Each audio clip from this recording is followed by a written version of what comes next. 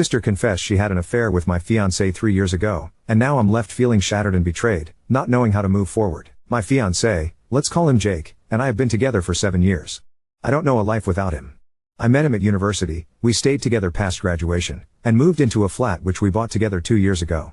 He proposed last summer and we were set to wed in July 2017. We have had very few problems until now. My sister, let's call her Sarah, is an extremely volatile person. Growing up, I doted on her completely, but she had a lot of personal issues that made our home life turbulent. Her childhood was very different to mine. My parents had very little money, they were on the brink of a divorce, my dad was physically violent on a number of occasions. Whilst things improved drastically in the years after I was born, she has an abundance of problems that stem back to this. My parents feel a lot of guilt about Sarah's upbringing, and used to let her get away with some shocking behavior.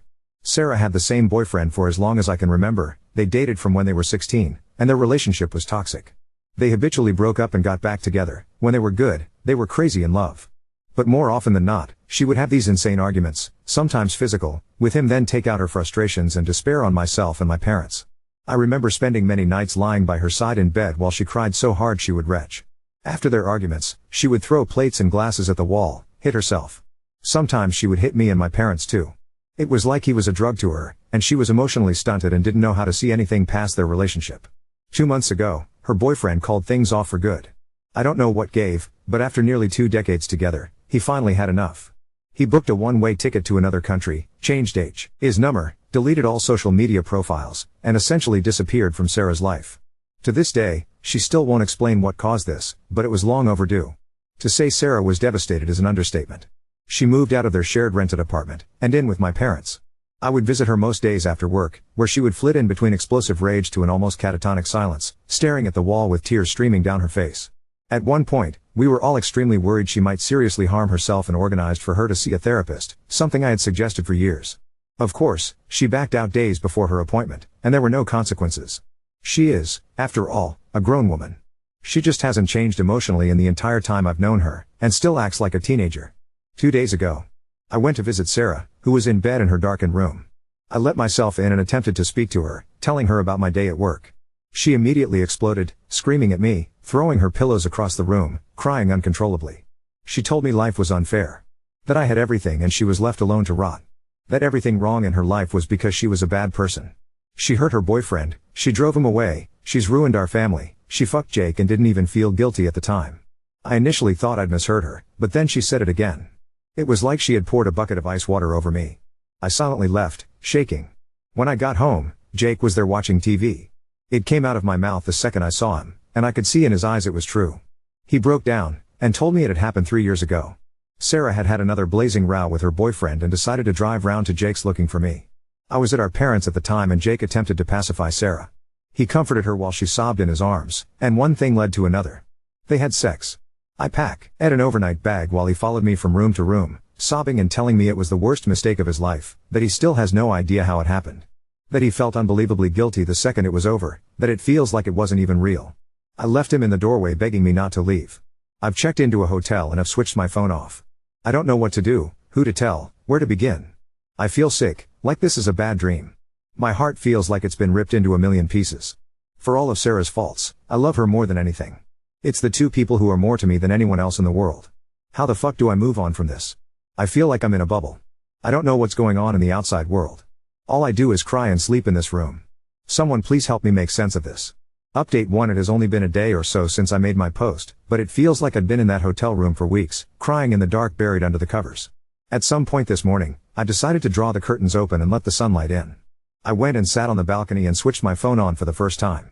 It started ringing within 30 seconds. It was my mother, who burst into tears as soon as I answered. Her and my parents had obviously been desperately worried. This is the longest I have ever gone without contact, and had even contemplated calling the police had I failed to contact them by this evening. My mom informed me that as I was walking out of Sarah's room, down the stairs, and out the front door, Sarah was screaming and wailing that she's sorry. Funnily enough, I didn't hear this. I don't know how. I think I was in such a state of shock that I couldn't process anything around me. Honestly, I can't even remember the drive home. After I shut the door behind me, my mom, who was the only other person at home, rushed into Sarah's room to find her trashing her room and attempting to slash her wrists with a blue NT lino cutter of all instruments. Sarah used to do a lot of art. Obviously, this barely caused a scratch but jump-started my mom into action. She drove Sarah to the hospital, where I understand she underwent some sort of assessment and was kept overnight.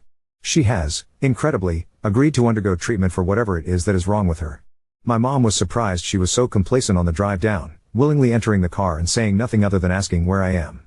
Sarah seems resigned and completely deflated. My mom spoke to me at length for the first time in my life about the hardships they had undergone during Sarah's childhood. I am unwilling to go into detail and am still in shock about some of the things I heard. Sarah is not devoid of responsibility. She has long surpassed the age where she can blame her childhood for her behavior, but my mom admitted through tears that not sending her to therapy at an early age was the biggest regret of her life so far. I asked my mom if she knew why I had left. She admitted that she had known since Sarah's ex left 2 months ago. At this point, I had to struggle not to hang up and I suddenly felt myself going back into that pit, but she begged me to listen.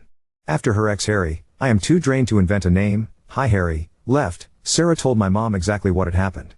It was not the reason for Harry's departure, although he did know about it. Rather, he had had enough of being Sarah's carer, and years of begging her to seek help had fallen on deaf ears one too many times. When Sarah informed my mom told Sarah I have to know immediately. Sarah refused to tell me, and I still don't know why she changed her mind in that moment. My dad doesn't know for anyone wondering, and thinks I've left as I've also finally had enough of Sarah's behavior. Now here is where the home truths came out. I asked my mom if she knew the details. She was reluctant to tell me anything, stating that it had happened and that was all I needed to know. But I told her I refused to step foot in the house until I knew everything. She then proceeded to tell me that a few months before they slept together, Sarah and Jake had kissed at my dad's 60th birthday party. It was a large family gathering with a lot of alcohol involved. I remember Jake getting very drunk with my cousins.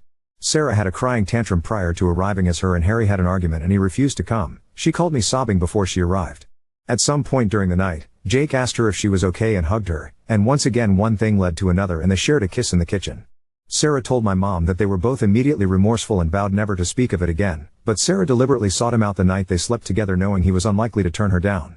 She openly admitted she did it to get back at Harry, who had cheated on her during one of their many infamous breaks. I don't think I even entered her thoughts. At this point, I'd heard enough. We'd spoken on the phone for over 4 hours and I felt mentally drained and physically sick. Any hope I had of salvaging my relationship with Jake has completely gone.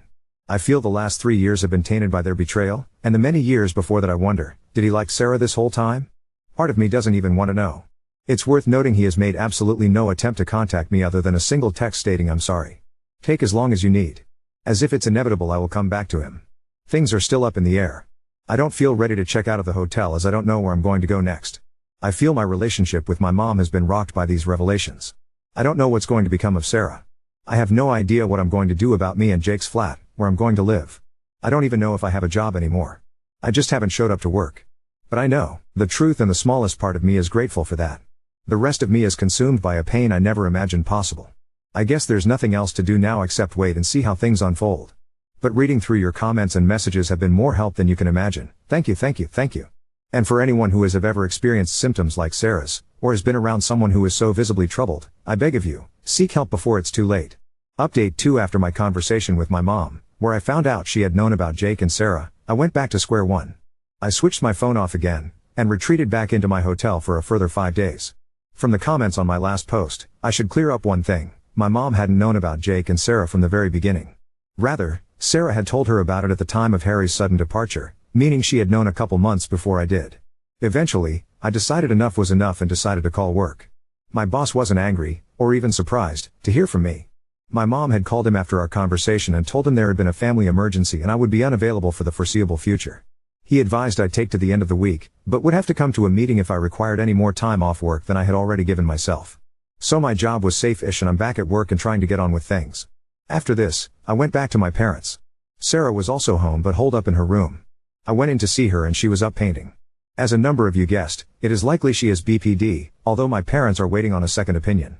She is going to counseling weekly, and seems slightly better. She broke down in tears when she saw me and we had a long talk, where she spoke to me in depth about how truly consumed she was by her and Harry's toxic relationship.